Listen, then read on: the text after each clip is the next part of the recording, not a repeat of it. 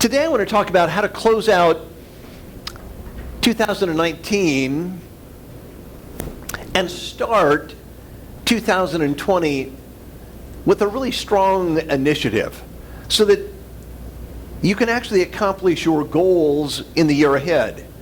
Now, if you're serious about making 2020 your best year ever, we really need to start by closing out and bringing sort of a conclusion to 2019. If you are prepared to move forward, close out the past, what will happen is it'll carry in.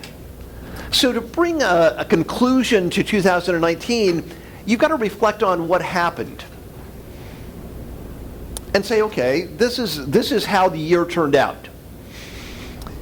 It exceeded my expectations, it was below my expectations, and decide what did it really mean and what needs to be done. Now, maybe everything was perfect. And if everything was perfect, you probably don't need to do anything different in the year ahead. But if anything was not exactly perfect, you need to ask, what am I going to do differently in the year ahead to get a different result? What is the definition of insanity? And yet everybody starts over the new year and they're all happy. They say, well, you know, this is the year my marriage is going to get better. I know for the last 5 years it's been going downhill, but this year. And they don't really think, okay, why is that? What am I going to do differently? How am I going to approach it differently? Whatever it is, you need to sort of close that out. So just a couple of quick questions. Now, I actually recommend you download these slides and do this exercise sometime over the next week with a little bit of serious thought. But I'd like to get some sort of quick responses here. So, what movie genre would best describe the last year of your life, 2019? Who would be willing to shout out their description? This is called the interactive part. I know it's... Adventure. All right, an adventure. Anybody else? An adventure? Comedy's always good.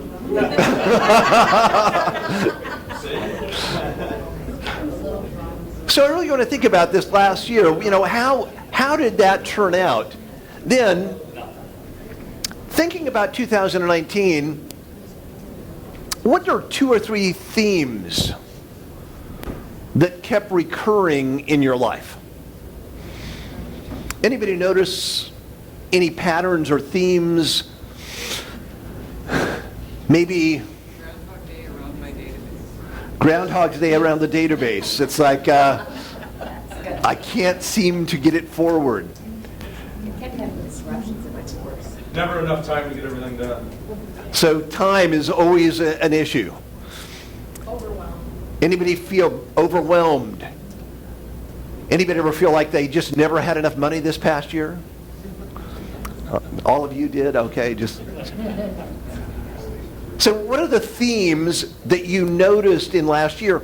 Now, here's what I found. If you sort of pay attention to these, you'll now ask yourself some questions to help resolve these. Then, ask yourself, what accomplishments are you most proud of achieving last year? Even if it was a difficult, challenging year, there were some things that you were probably proud of that you felt like, gosh, that was a major accomplishment. I didn't shoot my computer after the database challenges. That may be enough. Whatever it is, think about what you really are proud that you accomplished in this past year. Then ask yourself, what do you feel you should have been acknowledged for and weren't? Was there something that you felt like, gosh, I really worked hard at that. I wish I would have gotten acknowledgement from somebody, either personally, professionally, however, in your life. Then Ask yourself, what disappointments or regrets did you experience last year? Was there something that you, looking back at, regret doing? That you're disappointed by how it turned out? Now, what was missing from your life last year as you look back? Look at your areas of life. Think about it, financial, health, personal, relationships. Ask yourself, in those areas of life, was there anything that was really missing in those areas? Where was my life out of balance?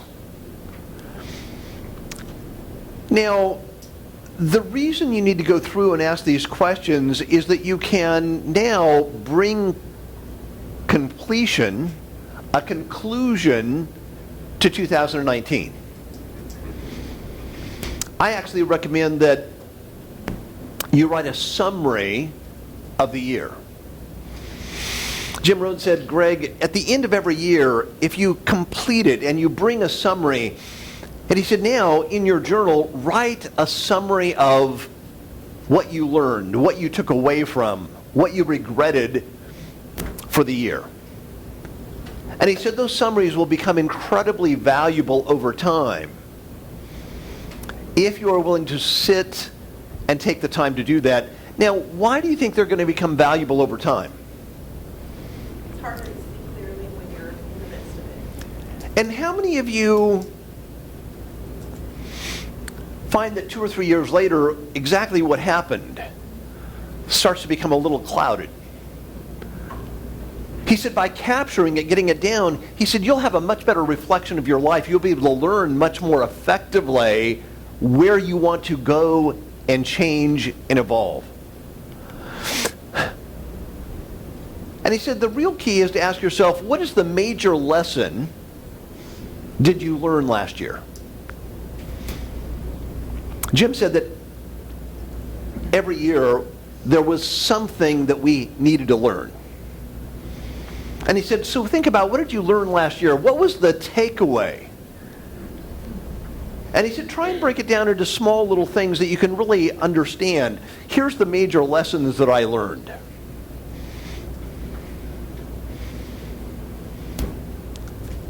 And I found this to be an incredibly useful exercise to do at the end of each year, so that you start thinking about, okay, how do I really want the next year to be different?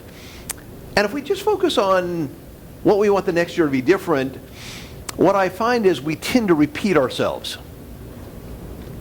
If you think back a year ago, how many of you thought 2019 would be different than it turned out to be?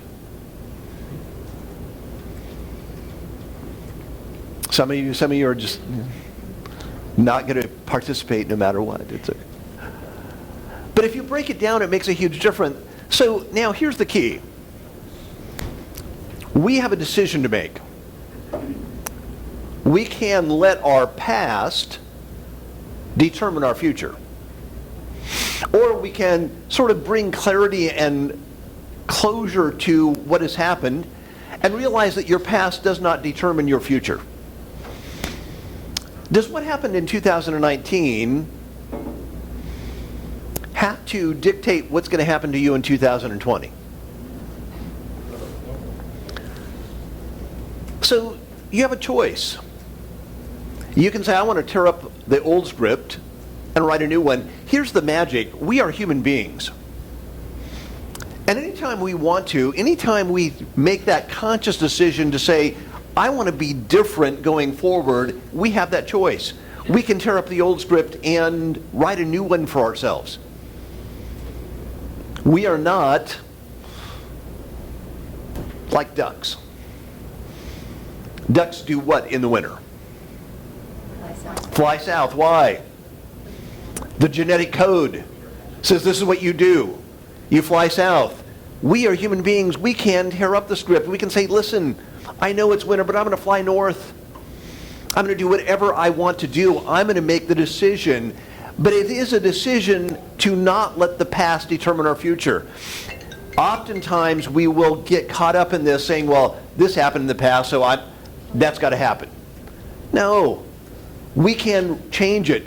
My future is determined by the goals I set and that I believe in. And I think sometimes people get faked out by a goal. They say, well, you know, I want to be a millionaire. But they don't believe that they can be a millionaire. Now, if you set a goal of being a millionaire, but you don't believe you can get there, are you probably going to take action?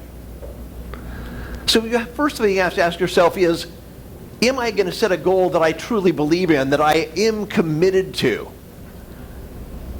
So it's the goal that you believe in, and then the actions I take starting today. That's how you create life change. Setting a goal, the direction that you truly believe in, that you're convicted, that you say, yes, the price is worth the activity. And that's where it will actually start to make the change for you. What if you get at the end of 2020 and you have accomplished everything that matters most to you in every area of your life? How would you feel at the end of 2020 if you have accomplished all your goals that truly mattered to you? It'd be pretty exciting. See, you have the opportunity to do that now by saying, okay, what is really important to me? And what's the priorities that I'm really going to place on 2020? Now, the funny thing is that if you don't think about what are the real important things to you, it's easy to lose track of them.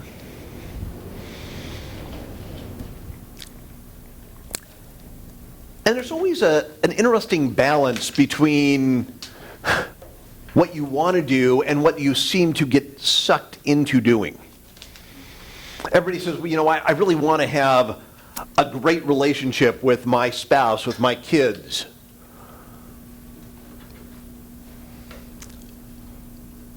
And what does that take?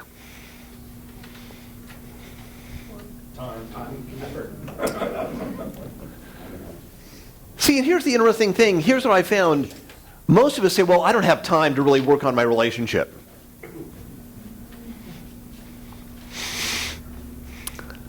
But if you just started by saying, you know what, I'm going to give my spouse 5 minutes of totally undivided, total focus every single day for 2020.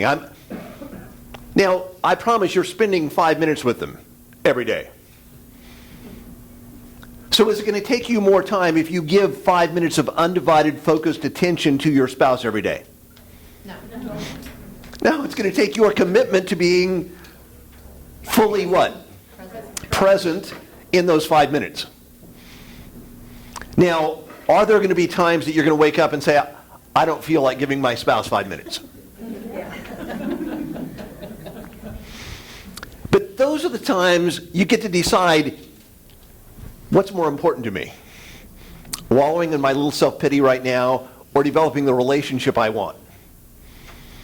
Now, when you ask it that way, what are you probably likely to do? Give the 5 minutes, but be honest with yourself. Be a little brutal and say, stop the wallowing. Because if you don't, guess what? Who's going to stop you from wallowing? No one. You say, well, you know, my spouse should stop me. That's the problem. You haven't been committed to the 5 minutes a day. I want you to start thinking, what really matters to you the most in the coming year? Then, I just want you to do this exercise. Write down the 3 worst case scenarios that could happen to you between now and the end of 2020. What is the absolute worst thing that you think you could happen to you in 2020? I could die. You could die? I don't know if that's really the worst thing.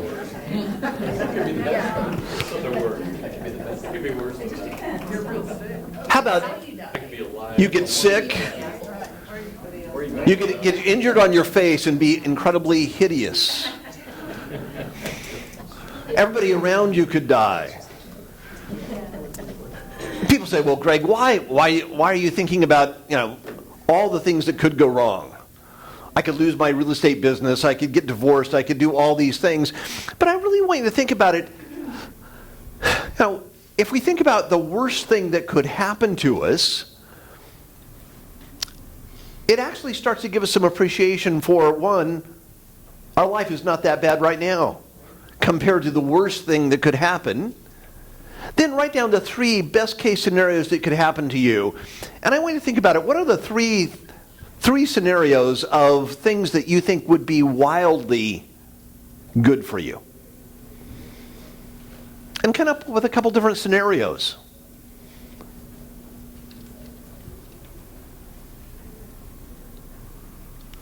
Now, I want to look at all the good things, all the bad things, the wildly successful, the wildly unsuccessful scenarios, and ask yourself, what are the universal truths that are involved in all of those scenarios? You are you. You are in all of them. Now, why is that important? It's the constant in it. All those scenarios are also in the future.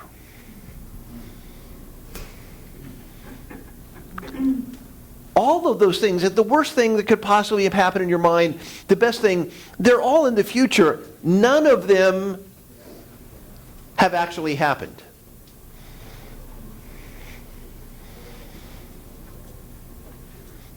Now, here's my question. As you think about the worst case scenarios, do you tend to start to feel a little sad, depressed? And we let a scenario that we're creating that we know in our own mind is a scenario depress us. As we think about the best case scenarios, we can get excited and happy. Now, did either of these things happen? No. It's all in our brain. Now, what stops us from going to make the good things actually happen? Fear of failure. So, it's because we live in either the past, letting what happened last year or years ago still come forward. How many times do we let trauma that happened in our childhood affect us today? Because we never take the time to actually clean up and say, you know what? That happened to me when I was a child, and it impacted me. Today I'm going to redefine, I'm going to tear up that script. We can redefine anything that happened in our past, and instead many of us live either in the past or in the future. Well, this could go wrong and this could happen.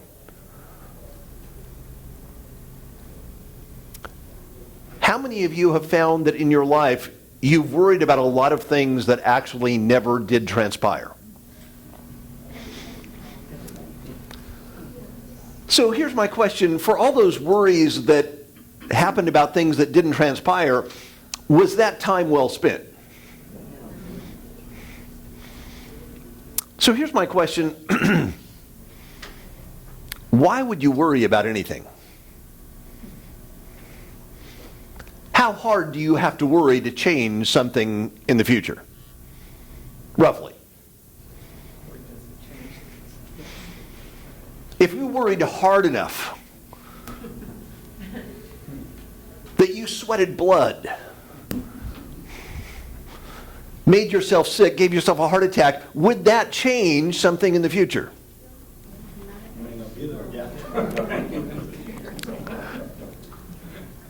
So, we just need to give it up.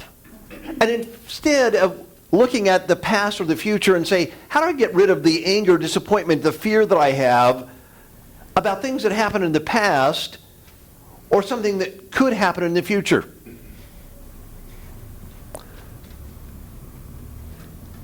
Anger is a result typically of something that we think happened to us, but it's always in the past. Disappointment is in the past. Fear can be in the past, the future. Now, what stops us from really going all in to create the lives that we truly want? And I think it's cynicism about this. It will rob you of a better future. Cynicism is a self-protective thing that we all use. It's like popping our own balloons before somebody else has a chance to do it. We self-sabotage ourselves because we don't want to look bad or we don't want to have disappointment. And we have to get rid of our own cynicism about what we are capable of, about what we can truly accomplish in our own life. So how do we overcome cynicism? Well, we have to look at the new possibilities. Understand your future does not equal your past unless you let it. Unless you make a conscious decision to let that still rule. The past is in the past. It's truly in the past. How many of you can think of one thing right now, though, from your past that is still irritating you? That you haven't quite fully let go? Anybody out there? So I just want you to think about that right now. Bring that one thing up in your mind and ask yourself this.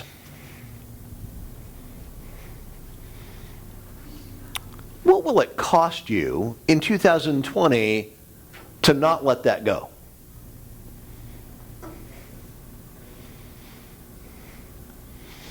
Maybe somebody did something to you and it was awful. Now, you've got to forgive them and move on. Now, why do you forgive somebody that did something awful to you? Do they deserve your forgiveness? Not necessarily. It's for your freedom. See, and this is the key thing to remember. No matter what somebody did to you in the past, you need to forgive them not because they deserve it. They probably don't. People say, well, that's why I'm holding on to it. See, but when you don't forgive, it carries forward in your life. It stops you from being able to move on. And so we have to forgive, bring closure to, and release all the things that we tend to carry around and move forward into our lives. This is the only way we can now get a clean slate going into 2020. By bringing that closure, by looking at our past and saying, okay, yeah, that was traumatic. I can see how it affected me here, and now I'm going to choose to forgive, to release that, to now make different decisions going forward. And it's with that conscious effort that we can actually leave the past in the past. And we have that opportunity to move on. Now, I really believe you must embrace the following 4 truths about your life. 1, your limiting beliefs are the main thing holding you back.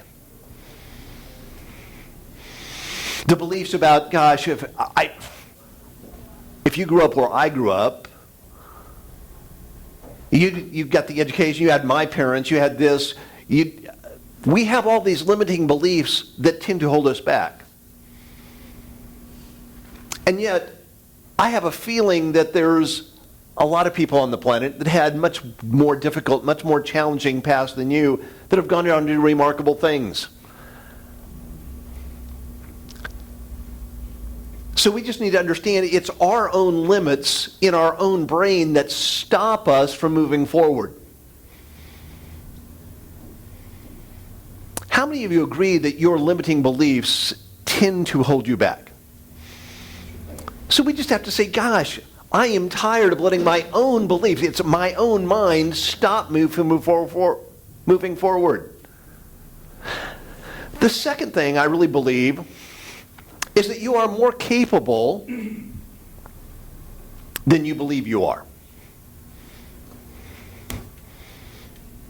Every one of you has more talent, more ability than you probably can even imagine in your wildest dreams. You are truly capable of a lot more than you are currently putting yourself out to. How many of you actually think that you have potential inside of you that you have not used yet? So you are a lot more capable than you're currently demonstrating. The next thing is that you have more resources than you possibly can imagine. We live in an amazing age. First of all, I mean, think about the resource of Google. I mean, today, isn't Google amazing? Think back before Google came along. We had to go to the encyclopedia. My grandson just got accepted to Mater Dei High School. It's a private Catholic school that's very competitive, very high academic standards. And I was talking to him on the phone, and I said, well, you know, if you go to Mater Dei, you're probably going to have to get used to actually going to a library. And he said, what's a library?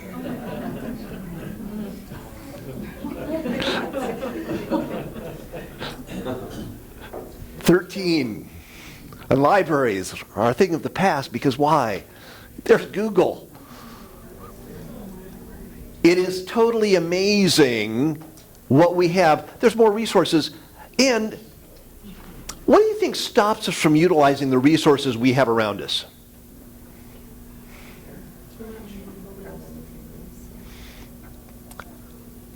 Ourselves, we say, well, I don't want to look foolish. What if I ask Ron for some help on a contract? And he says, that was a stupid question. I'm going to feel stupid. So I'm not even going to ask.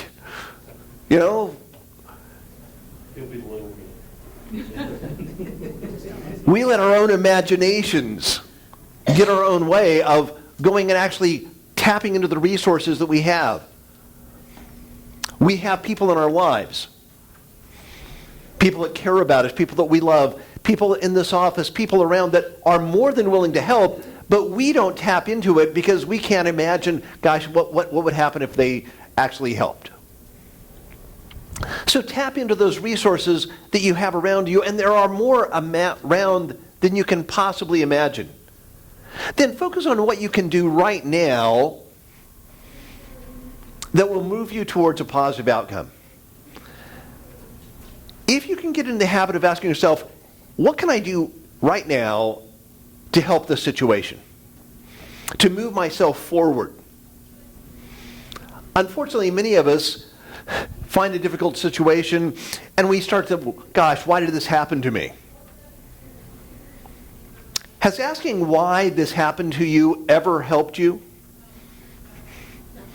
Probably not. Why, it happened. Figuring out why isn't going to change it. Asking yourself, what can I do right now to make a difference moving forward, will move you in the right direction. It'll put you in a positive outcome mode.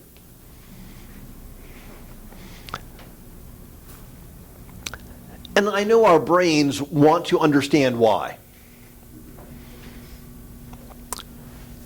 But there are some things we're never going to understand. And we just have to accept that. It's not that kind of a planet. We are not going to get all the answers. Why does it sometimes destroy your crops? Why do certain transactions fall out of the sky and land on you and you seemingly did nothing? And why some that you worked incredibly hard on fall apart and cost you?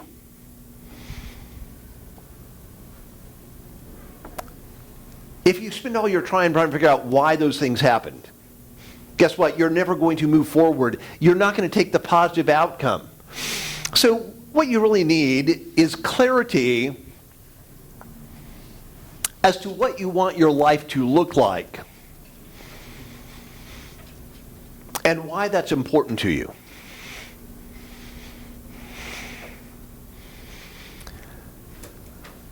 Those are the two things that will actually drive you forward in 2020 more effectively than anything else. And yet, they seem to be the hardest thing for people to come up with. What exactly do you want your life to look like? If you are really clear on that, and then you ask yourself, why is that important to me? It's the why that makes it move forward. People say, well, you know, I wish I was financially independent. Well, why is that important to you? Well, it'd just be fun. How many of you know financially independent people that aren't a lot of fun? It seems like they shouldn't have any problems, but they still do. So why is that important to you? What would you do if you had lots of money? Pay somebody else to handle my problems. I just get new problems. Money has nothing to do with solving your problems. You just get new problems. You get different problems. Different problems, challenges, problems you never anticipated until you had money. Yeah. More expensive So here's what I want you to do. Write out a list of what you truly believe you are capable of accomplish in 2020 if you had the right support. If 2020 was going to be absolutely an incredible year for you, what could you really accomplish? What do you think you have the skills, the ability to accomplish in the upcoming year if you had the right support? And really think about what that is. Then, ask yourself this question: how long do you think you have had the potential to accomplish the things you believe you're capable of accomplishing?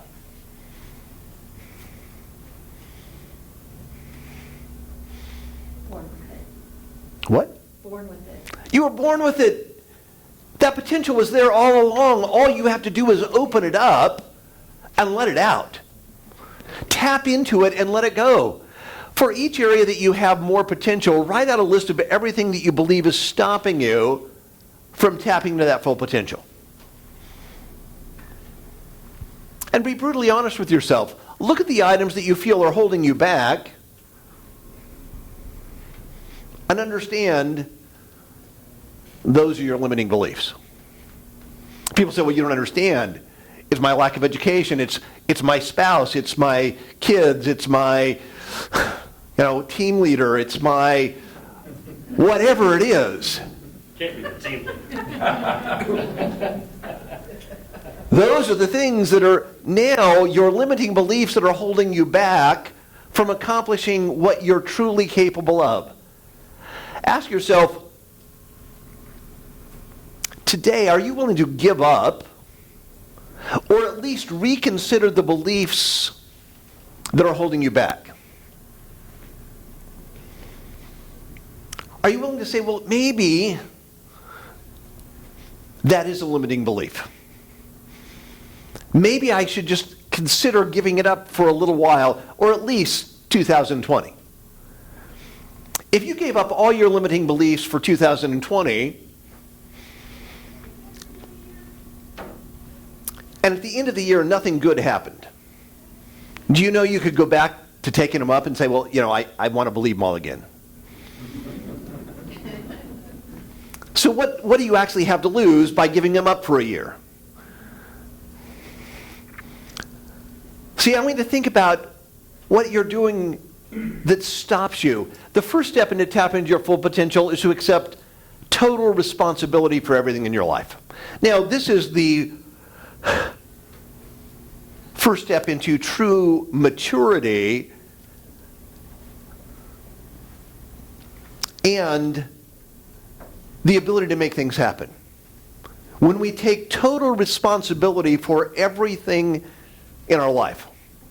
Now, when we take up total responsibility for everything in our life, what's the one thing we have to give up? Being a victim. All blame.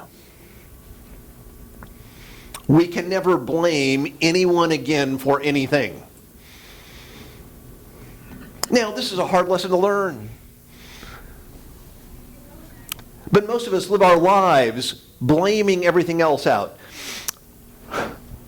I know I told this story before, but right after I went through my divorce, I was working for Jim, and my ex-wife showed up at Jim's office. Sent me into a tizzy. She wanted to change some of our divorce settlement. I thought it was unfair. Jim saw it. I was a little upset.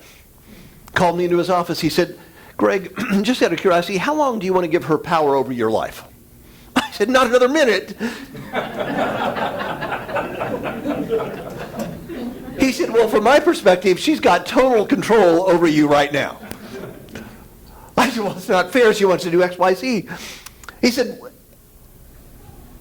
and how is that controlling you? Well, it's not fair. He said, you're missing my whole point. I said, well, I don't understand. He said, right now, I just want you to think about it. I want you to think to yourself right now, can you imagine a scenario that the changes she wants to make would not bother you at all? I said, well, what do you mean? He said, well, make up a story so that the same things that she said to you wouldn't affect you the way you are. I said, well, Jim, I don't know what you mean. He said, well, I have a question. If she came in and said, well, I want to change our divorce and settlement because I'm dying of cancer and I only have 3 weeks to live, do you think that would make you feel better? And I said, well, yes and no. So he had me make up a variety of things until I came up with a scenario. I said, well, see, he said, now, do you know if the scenario you're telling yourself is true or not? I said, well, I don't know. I don't think it's true. I just made it up. He said, let me ask you this question. What did you make up about the reasons you think she's doing what she did? I said, well, she's just being mean and vindictive. He said, how do you know that's true? I said, well, it feels that way. He said, that's because that's the story you're telling yourself. He said, you told yourself a different story and you felt much better. He said, you have a choice in every situation. You can tell a story that makes you happy or unhappy. I said, well, Jim, what if I tell myself a story that makes me happy, but it's not true?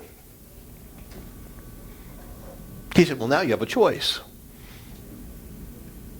You have a choice to be happy or unhappy. Understand it's your choice. I have found most people would rather be unhappy and justify it because they think it's the truth. It's not the truth. It's a story you made up in your own brain. So take responsibility and say, you know what? From today on, I'm going to give up blame. I'm going to tell my stories that make myself happy. The second key to tapping your full potential is remember that you have more talent and ability than you think you do, and you just need to tap into it. Give yourself permission to dream. Suspend the disbelief about what you can or can't do. Self-doubt is that biggest roadblock into tapping your full potential. Now, you have to get outside of those mental boundaries that we've set for ourselves, and it's going to be a little scary, it's going to be a little uncomfortable, but you can do amazing things. If you really believe, and then you tap into your special talents, you'll find that you have gifts that are truly going to change your life and the people around you. Don't you owe it to the world to unlock all of your talents and share them? Don't rob the rest of us of your unique gifts and talents. Now, if you want to accelerate your rate of achievement, you've got to search out and vigorously employ new behaviors. And this is what drives us a little crazy. We say, well, I don't know if I want to try something new. I'm not good at that. See, our limiting beliefs tend to hold us back. Understand that struggle gives us the strength. Failure is a resource that will help us find what we are truly needing to learn to go to the next level. Now, start with that vision of what you want. What do you want in life? Now, here's the funny thing. Once we have a vision, we start moving forward. And it's only in that forward moment that we actually find the answers to the questions. If you wait until you have all the answers before you start moving, you will never move because you will never have all the answers. So stay focused on what you want and why you want it. Find that why that lights fire in your heart. That's the secret to achieving your goals and living the life of your dreams. What contribution can you actually make? Now, I want you to know, there's tons of people here to help you along your way. Feel free to call me. Text the ALC, the leadership staff here in the office. We are here to help you. I just want to wrap up with 4 little ifs to success in life. First of all, I want you to know life and sales are iffy. And it's important to understand that. If is that little word between promise and price. If you work out, you'll get in shape. If you prospect, you'll generate sales. If you get rid of your limiting beliefs, you can live the most amazing life. But if is in there. And understand that. Whoops. Next, if you care about your client, the other agent, your broker, the mortgage person, the title person, the home inspector, each and every person involved in a transaction, it will make a huge difference. And I want you to think about it. Are you truly acting as if you care about every person involved in every transaction?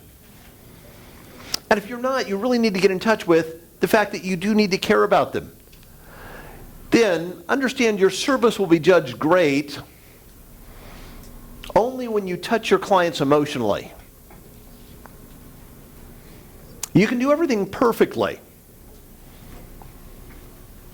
Have everything happen exactly the way you said, not really have any problems. But if they sense that you don't really care about them, trust me, they aren't going to refer business to you. On the other hand, you can have the most challenging, difficult transaction. Everything can go wrong. And if they sense that you cared for them throughout that transaction, guess what? They'll become your diehard fans. They will send you referrals. They will do business with you again in the future because they sense that you cared, not because you did everything perfectly. When you care, every now and then, you will get hurt.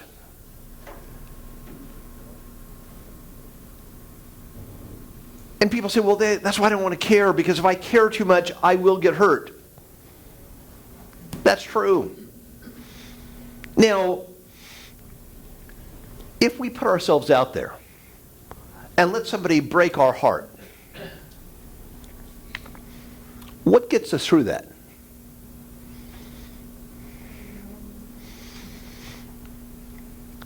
the memory of other people that have done incredibly good things, the opportunities to engage. See, that's the only way to get the true joy that comes from truly helping people when they buy or sell a home. By putting yourself out there, risking some of that pain every now and then, risking an unhappy client because you truly care. Now, I do believe the Golden Rule is titled correctly. Living by the Golden Rule is the best way to make a lot of gold. So what is the Golden Rule? And I really want you to realize that's what we need to be operating with. So if you care, if you learn, there's no substitute for learning. You've got to take in and say, what am I learning? Now, we can learn from our personal experience. We can learn from other people's experience. What's the problem with learning just from our experience? And it takes way too long. See, by learning from other people's experience, we can compress a whole lifetime into a single book. Then realize that formal education will get you a job, self-education will get you a fortune. And I really want you to think about it. Are there people that go to Harvard that don't do well financially? They got the best formal education on the planet and they still failed. Self-education is what you put into yourself. So here's my question. Who are you taking to lunch? I've told you a number of times about Jim. When I went to work for him, he said I had to take a business person to lunch every single month. Turned out to be one of the best experiences of my life. So here's my question for you today. Are there 12 agents in Kansas City, not with Keller Williams, that you could learn from? How many think there is? So in 2020, what would if you took an agent to lunch every month and just picked their brain? See, now I can instantly see people say, he's just trying to get me to recruit for him. What if you didn't even mention recruiting ever once? Could you still learn something? And if you took 12 agents to lunch, what would that do for your reputation? So here's the question, is taking 12 agents to lunch really hard? But most of you are going to pass. You say, I don't want to do that. You're trying to trick me into building my downline.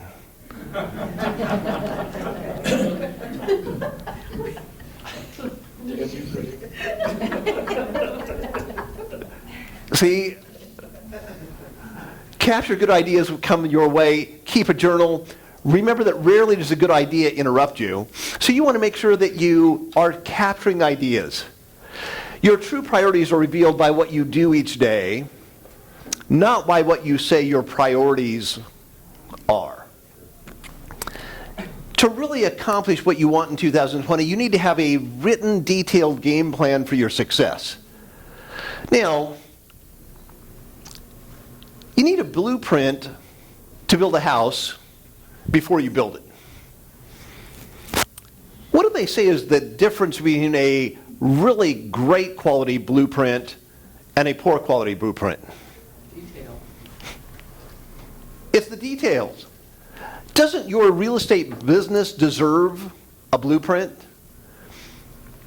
Now remember that if nobody can understand your blueprint, it's not really a blueprint. See, and I talk to a lot of people who say, well, here's my business plan. It's sort of hard to understand. I understand it. No. That means it's not really a blueprint. The quality of a blueprint is determined by the quality of the detail in the blueprint. So doesn't your life, doesn't your plan for 2020 deserve a blueprint? A great game plan is focused on the process, not the end result. And that's so important to remember. If you have a good process, trust that it will produce the result and it will get there. Finally, you've got to take action. And there is no substitute for taking the action. You've got to actually put it into practice. Now, here's the key. Find something you can do, and then work hard at it. And if you work hard at anything, you're probably going to succeed. But then don't mistake movement for achievement. And in real estate, it's so easy to do this. Why? Because there's so many things that you can do in real estate that aren't productive. It's called fake busy work. Then when you go to work, work. When you play, play. Don't confuse the two. It's okay to take time off, but take time off and then don't be worried about what's happening at the office. Don't be worried about the transactions. Actually enjoy it. Most agents try and get through the day, see what you can get from the day, see what you can get from 2020. My final piece of advice is this: if it's hard, do it hard. If it's easy, do it easy. But in the end, just get it done. We're just at the edge of time, so quick takeaways from today.